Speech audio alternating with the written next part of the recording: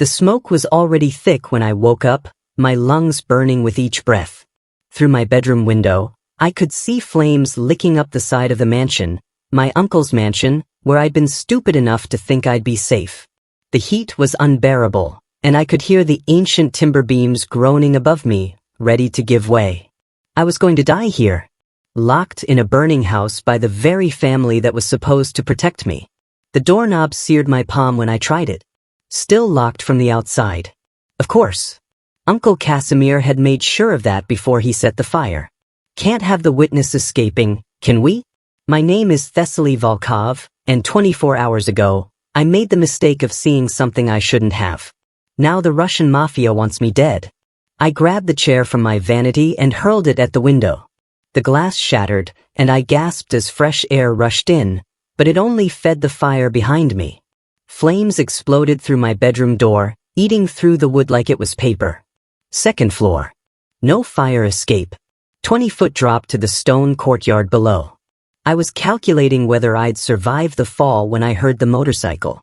The engine roared up the circular driveway, far too fast, and then went silent. Through the smoke and flames, I saw him dismount. A man in a black leather jacket, moving with the kind of purpose that said he'd walked through fire before. Literally. He looked up, and even through the haze, I knew exactly who he was. Ravenna Konstantin. The Phantom of Chicago. The man every Russian family feared. The assassin who'd walked away from the Bratva 5 years ago and somehow lived to tell about it. And apparently, the man who just decided to save my life. Jump. His voice cut through the roar of the flames. Are you insane? I'll die. You'll definitely die if you stay. He positioned himself below the window. I'll catch you. Trust me. Trust him? I didn't even know him. But the ceiling was caving in, and I could feel the heat blistering my skin even from 6 feet away. I climbed onto the window ledge. Don't think about it. Ravenna shouted. Just jump. Now. I jumped. For a moment I was weightless, flying, falling, dying. Then his arms caught me, and we both crashed to the ground in a tangle of limbs. The impact knocked the wind out of me, but he was already pulling me up, dragging me away from the house. We'd barely made it to his motorcycle when the entire second floor collapsed inward with a sound like the world ending. I stared at the inferno that had almost been my grave, my mind refusing to process that I was still breathing. Get on. Ravenna was already straddling his bike. Who are you? Why did you? Questions later. Right now, every Volkov soldier in Chicago knows that house is burning. They'll be here in minutes to make sure you didn't make it out. His pale blue eyes locked onto mine.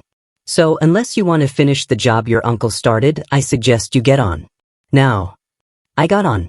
My arms wrapped around his waist, and he gunned the engine. We shot down the driveway just as I heard the sirens in the distance. He took the turns at speeds that should have killed us both, weaving through traffic like we were racing death itself. Maybe we were. We didn't stop until we reached a warehouse district on the south side, the kind of area where people minded their business because not minding your business got you disappeared.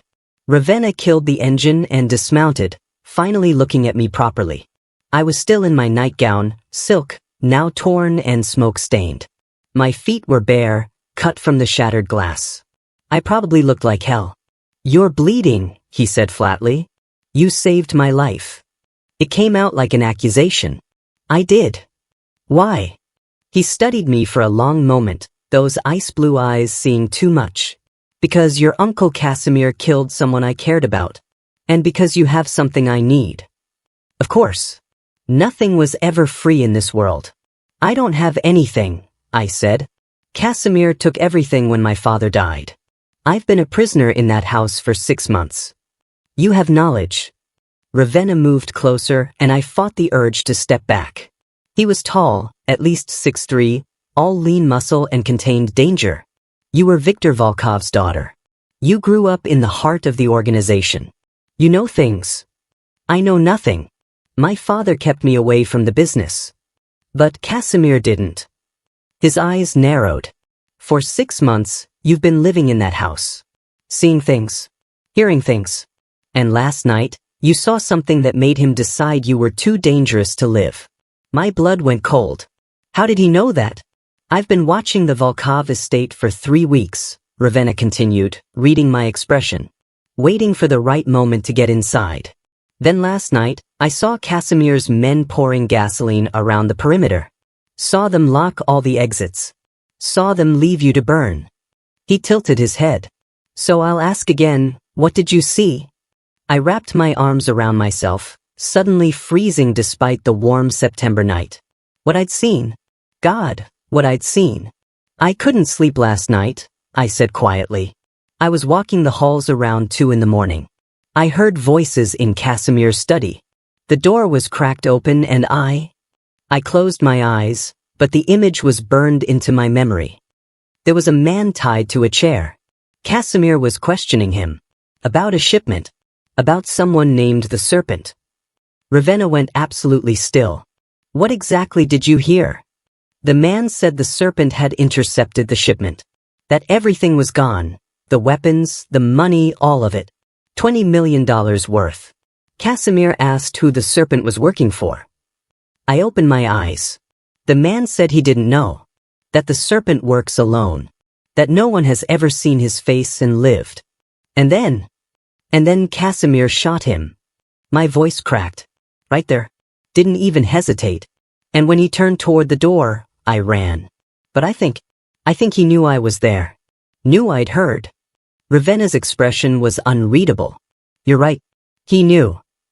Who are you? I demanded. Why do you care about the Serpent? A ghost of a smile crossed his face. Because I'm the one everyone's looking for. The world tilted. You're the Serpent? I prefer Ravenna. The Serpent is just good marketing.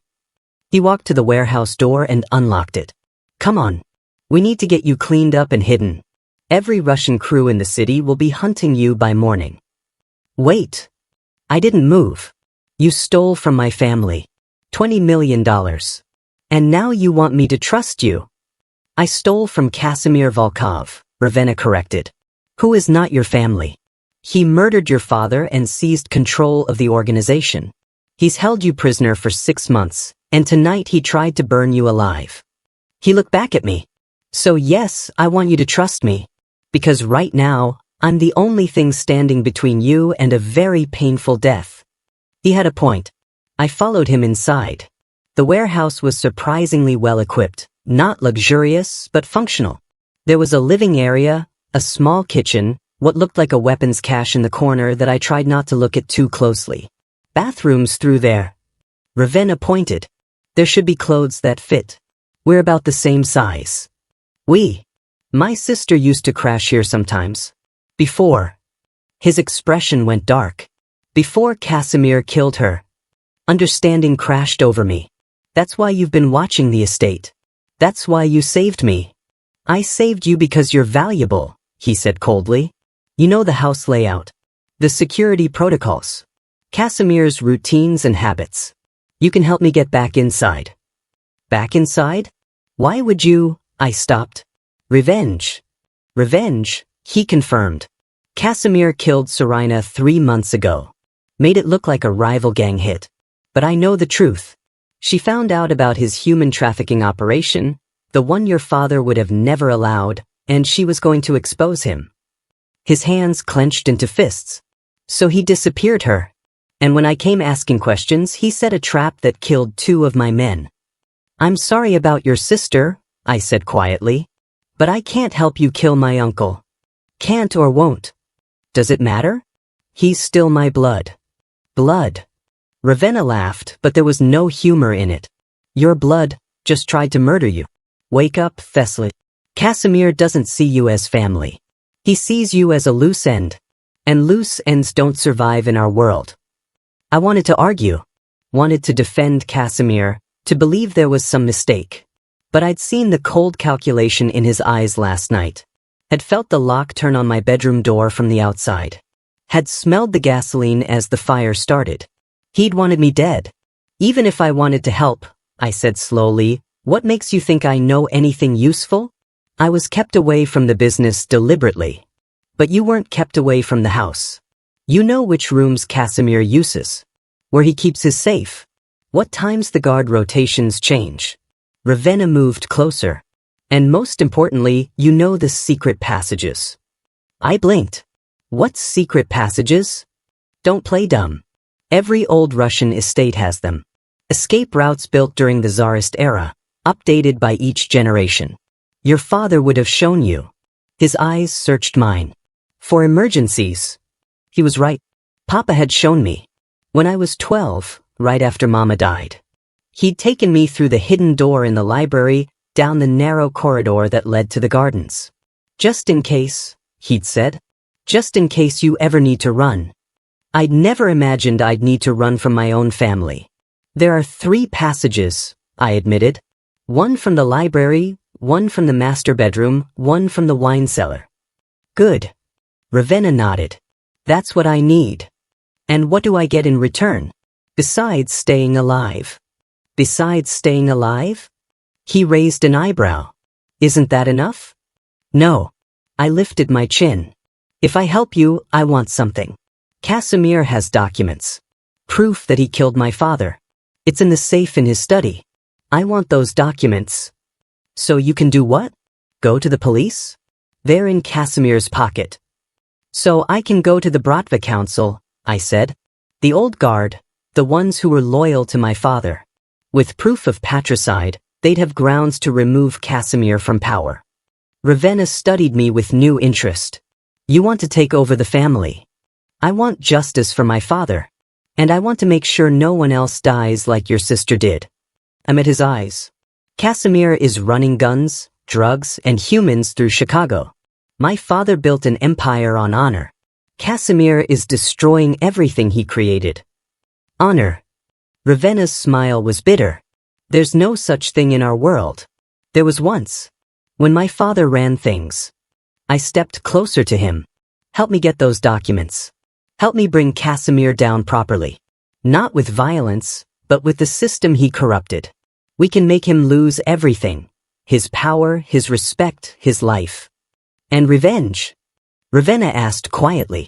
What about revenge for my sister? The Bratva will execute him for patricide. Death by burning, ironic, isn't it?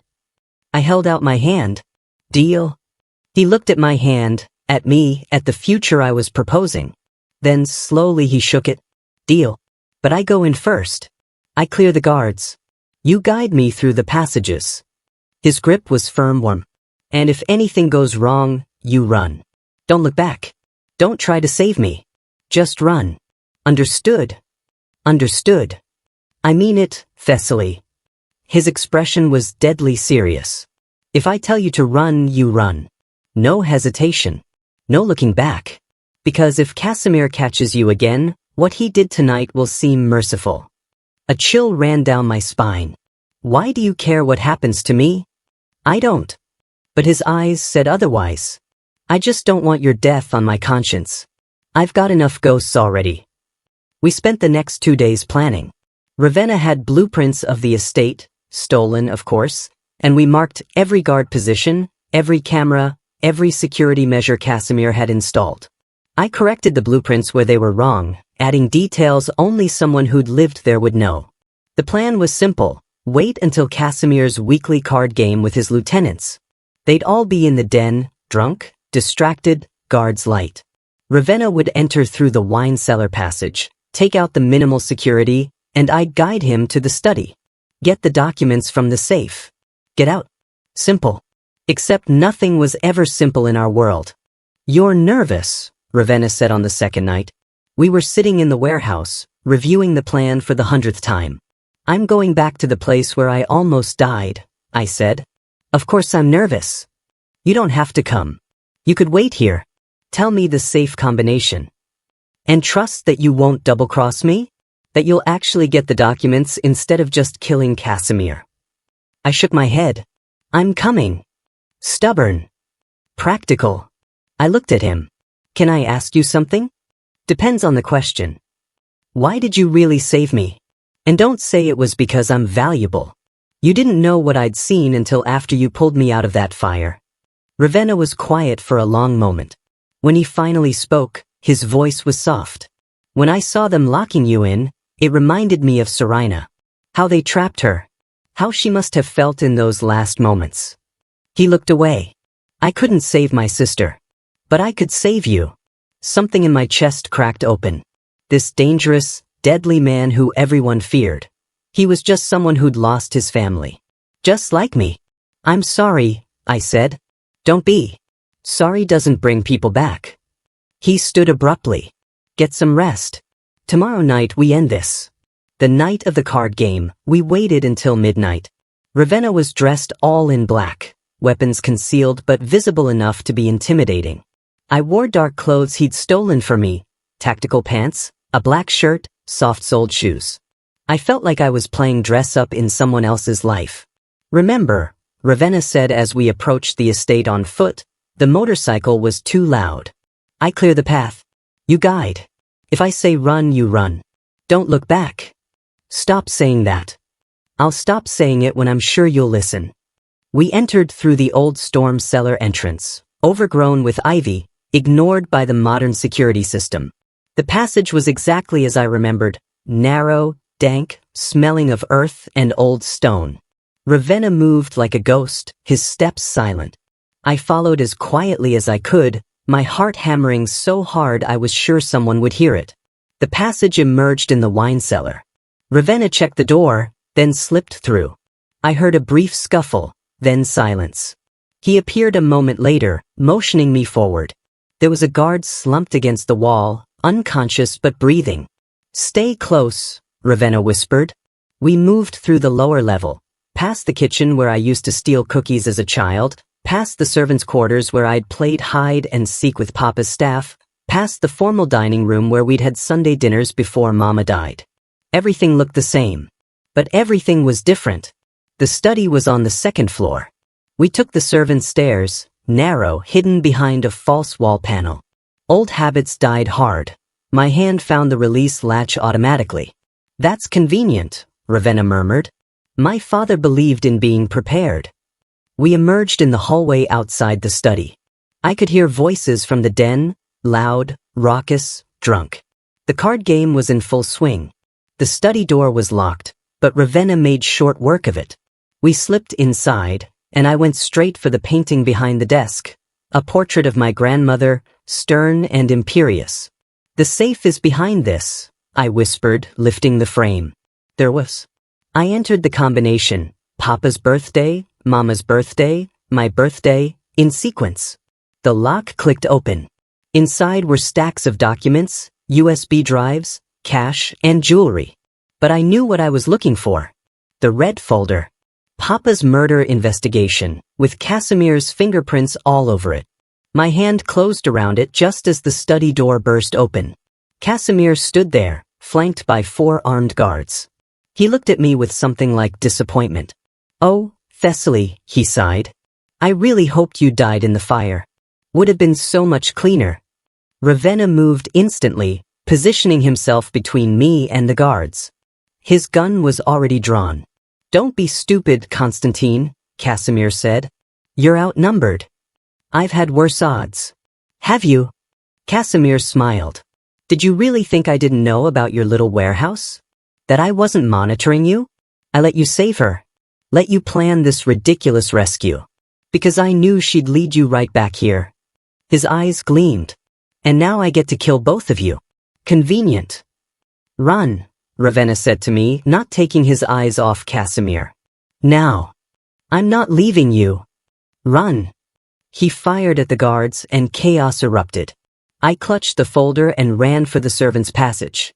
Behind me, I heard gunfire, shouting, the sound of breaking furniture. Every instinct screamed at me to look back, to help, to do something. But Ravenna had said not to look back. So I didn't. I ran through the passage, down the stairs, my feet flying over stone I'd known since childhood. Behind me, I heard footsteps, someone following. I pushed harder, faster, my lungs burning. The wine cellar. The storm passage. Almost there. I burst through the door into the cellar and ran straight into someone. Arms grabbed me. I screamed and fought and then... Easy. It's me. Ravenna. Blood on his face, shirt torn, but alive. God, he was alive. You didn't look back, he said, almost smiling. You told me not to. Good girl. Now actually run. We ran. Behind us, I heard Casimir screaming orders, heard more guards flooding the cellar. But we were already through the storm passage, already out into the night. Ravenna had a car waiting, a different vehicle, prepared for emergencies. We dove inside, and he gunned the engine just as bullets started hitting the trunk. We didn't stop until we were on the other side of the city. In a different safe house, this one actually safe, Ravenna cleaned his wounds while I spread the contents of the folder on the table. Everything was there. Bank records showing Casimir bribing the coroner. Text messages arranging my father's accident. Even a recording of Casimir admitting to the murder to one of his lieutenants. It's enough, I breathed. This is enough to bury him. Then let's bury him. Ravenna pulled out his phone. I have contacts in the Bratva council. The ones who actually care about the code. 3 hours later, the call came. Casimir Volkov had been arrested by his own organization. The evidence was undeniable. The sentence was already passed, death by burning, in accordance with the old laws. Poetic justice for the man who tried to burn me alive. I should have felt satisfaction. Victory. Something. Instead, I just felt tired. It's over, Ravenna said quietly. He was standing by the window watching the sunrise. You can go home. Home. I laughed bitterly. I don't have a home. That mansion was never mine. It was my father's, then Casimir's. Now it'll go to whoever the council appoints. So make them appoint you. I looked at him sharply. What? You're Viktor Volkov's only heir. You have the bloodline, the name, the legitimacy. Ravenna turned to face me. And you have something no one else in that organization has, honor. You could rebuild what your father created. Make the Volkov family mean something again. I don't want power. No. Which is exactly why you should have it. He moved closer. The people who want power are usually the ones who shouldn't have it. What about you? I asked. What will you do? Disappear. Like I always do. The serpent doesn't exist, remember? But there was something in his expression, something that made me brave. You could stay, I said quietly. Help me rebuild. Be my... Your what? I didn't have an answer. Partner? Advisor? Something more? In the days we'd spent together, something had shifted between us. Somewhere between the planning sessions and the close calls, between the shared danger and the whispered conversations in the dark, I'd started to see him not as the feared assassin, but as the man beneath the legend. And judging by the way he was looking at me now, maybe he'd seen something similar. I don't belong in your world, Ravenna said. I'm a ghost. A killer. Everything your father stood against. My father believed in redemption. In second chances. I stood and crossed to him. You saved my life. You helped me get justice. That's not a killer. That's a hero. Heroes don't have blood on their hands. Everyone in our world has blood on their hands. I reached up to touch his face, my fingers tracing the cut on his cheekbone. The question is what we do with the time we have left. He caught my hand, his eyes searching mine.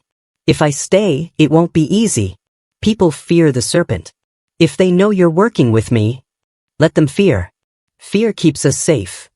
I stepped closer. Sit. Please. For a long moment, he didn't move.